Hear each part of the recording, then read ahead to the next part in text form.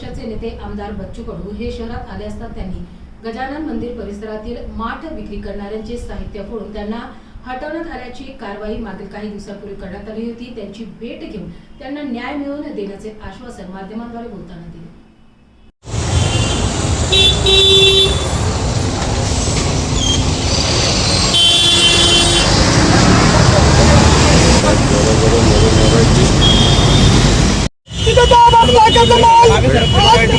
थोडस एक पाऊल मागे सगळं वसूल करून देऊ, तुम्ही चिंता करू नका। सगळं उभं करू। तुम्ही ओळखलं नाही मला अजून। कायचं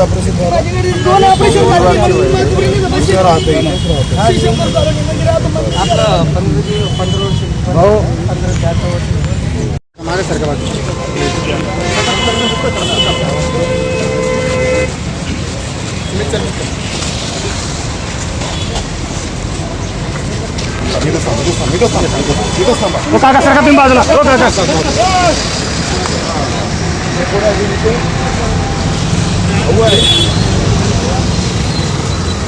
मागे ना थोडंसं मागे ढकलू नका।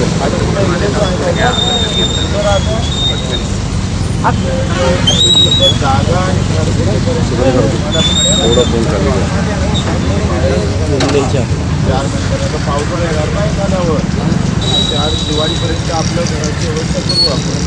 महानगरपालिकेची पण आता तिथं भेटायचा जागा तिथे जा, मला एक जागा दाखवली तिथे ना बरोबर आहे का? आता सध्या जागा मागे रे जरा मागे व्यवस्था यार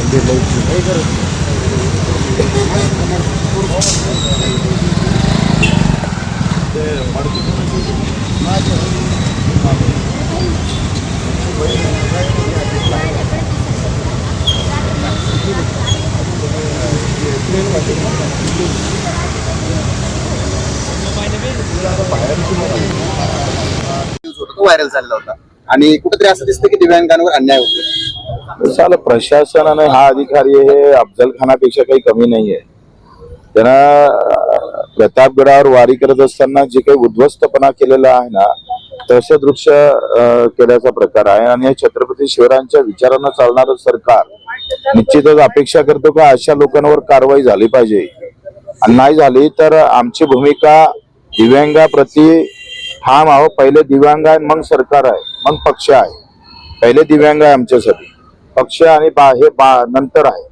पक्षच या सरकार दिव्यांगासाठी शेतकऱ्यासाठी उभं राहिलं पाहिजे, ह्या भूमिका ठाम आहे। त्या अधिकाऱ्याचा निषेध करतो आणि वेळ आली त्यांनी 24, 25, 26चा कोणत्याही दिव्यांग निधी वाटप केला नाही।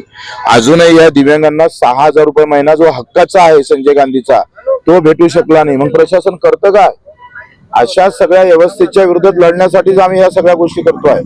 आणि हे जर सुधारणा केली नाही, इथल्या संभाजीनगरच्या महानगरपालिकेनं यांचं निधी वाटप करावं तातडीनं। तो एकच्या अगोदरचा आयुक्त इतकं नालायक होतं तर 4 माराव्या आणि 1च मोजावा असं आयुक्त होतं। त्यानं 4-5 वर्षात एक निधी खर्च नाही केला दिव्यांगांसाठी।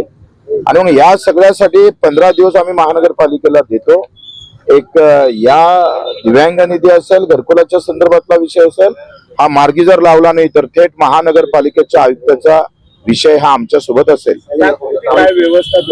आता आम्ही त्यांना राहण्यानं भाड्यानं घर देतोय करून 4-5 महिने, आणि तेपर्यंत एक घरकुलाची व्यवस्था शिवसेना कक्ष मदत निधीतून आपण करू आणि त्यांना एखादा रोजगार देता येईल का, आणि त्यांचं महिन्याचं किराण्याचं किमान भागेल अशी व्यवस्था आपण करू। बरं, पण असं म्हटलं जातं की गोरगरिबांवर कारवाई होतीये, दुसऱ्यावर कुठेतरी भेदभाव केला जातो कारवाई करताना। हे अगदी बरोबर आहे, असंच आहे।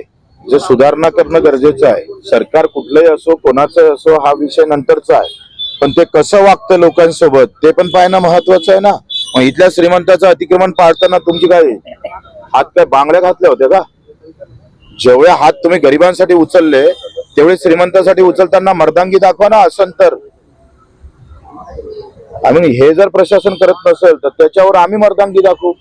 अधिवेशनामध्ये हे मुद्दे जे आहेत हे सगळे घेणार, सोडणार नाही, त्याच्यासाठीच तर चाललो ना तिकडे। दिव्यांगांना घरकुल योजना आहे, मात्र त्या आतापर्यंत मिळाल्या नाही। महानगरपालिकेने त्या भंकश योजना केल्या। नागपूरच्या महानगरपालिकेनं 8-9 लाखाचं स्कीम केली, फ्लॅट सिस्टम केली. आणि त्यात काय केलं माहित आहे का, पीएमचे 2.5 लाख घेतले, बाकीचे कर्ज घेतलं. आणि आता ते काय म्हणतात, ते घर घेताना त्या गरिबांनी कर्ज काढून घ्यावं, म्हणजे कर्ज भरून त्यांचे हप्ते भरावे.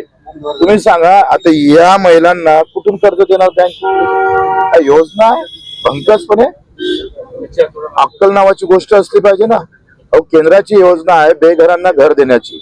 मी अकोल्याचा पालकमंत्री होतोय, 6 कोटीची योजना तयार केली.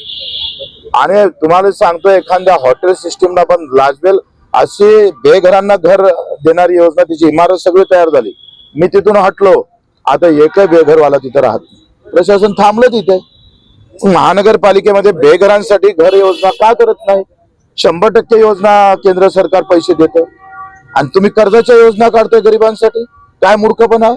आपण आता सत्तेत सहभागी झालेले आहात. सत्तेत सहभागी झाला म्हणजे काय हातात बांगड्या गोळ्या घातल्या? आपण याबाबत काही निर्णय घेणार आहात? बिलकुल निर्णय घेणार नाही, घेण्यास भाग पाडू. परिपत्रक काढायला लावू. शिंदे साहेबांना मी स्वतः भेटणार आहोत. का एखादं अतिक्रमण काढत असताना तिथल्या लोकांची उपासमार, पोटमार, त्यांचा उघडे संसार पडू नये. छत्रपतीने जे सांगितलं, सगळ्यांना पोटाशी लावावे, उपाशी ठेवू नये. हा छत्रपतीचा विचार सरकारच्या कृतीतून दिसला पाहिजे, तर छत्रपतीचं नाव घेण्याचा अधिकार आहे. ओके.